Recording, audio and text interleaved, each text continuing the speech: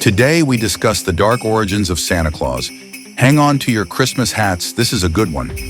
How did we go from this guy to this guy? The jolly big-bellied old fellow you know so well. Well, I'm going to tell you. This story begins with us crossing the ocean to Europe. We will be encountering Old Saint Nicholas himself, fearsome companions, and Santa Claus's predecessors, its pagan and supernatural roots, exploitation and consumerism, and yes, punishment. Let's begin. Krampus.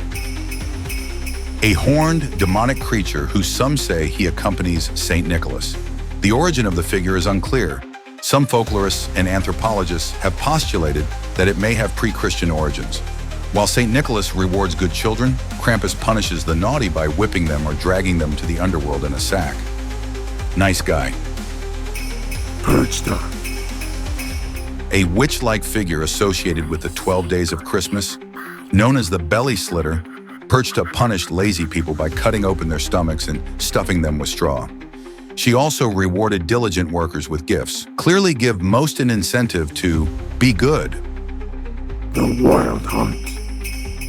A ghostly procession of the dead, often led by Odin or other supernatural figures, as considered an omen of death or misfortune.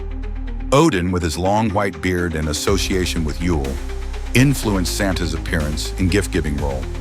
The Taunted. Small, gnome-like creatures who acted as guardians of farms. While protective, they were temperamental and could curse or harm families who disrespected them, especially by neglecting their traditional offerings of porridge during Yule. The Tomte's role as a winter guardian and supernatural helper influenced the depiction of Santa's elves. Belsnickel. A ragged, bearded man who carried a switch and a sack of treats. Belsnickel visited homes to reward good children and punish the naughty, often scaring them into behaving. How sweet. Zwart Piet. A controversial figure portrayed as St. Nicholas's Moorish or black servant or helper. Zwart Piet was often tasked with punishing bad children by giving them coal or taking them away in a sack. No lads in Gaia. The Yule lads are mischievous trolls who cause trouble in the days leading up to Christmas. Their mother, Grilla, is a giantess who eats disobedient children. The Yule lads originally frightened children into good behavior, while Grilla represented the ultimate punishment for naughtiness. The Yule Goat. A goat associated with midwinter celebrations, sometimes portrayed as a gift bringer or a threatening figure. Kobold. Elf-like spirits who could be either helpful or malevolent. Kobolds lived in homes or mines, aiding in chores if treated well, but causing havoc if offended. The Lolgodrin.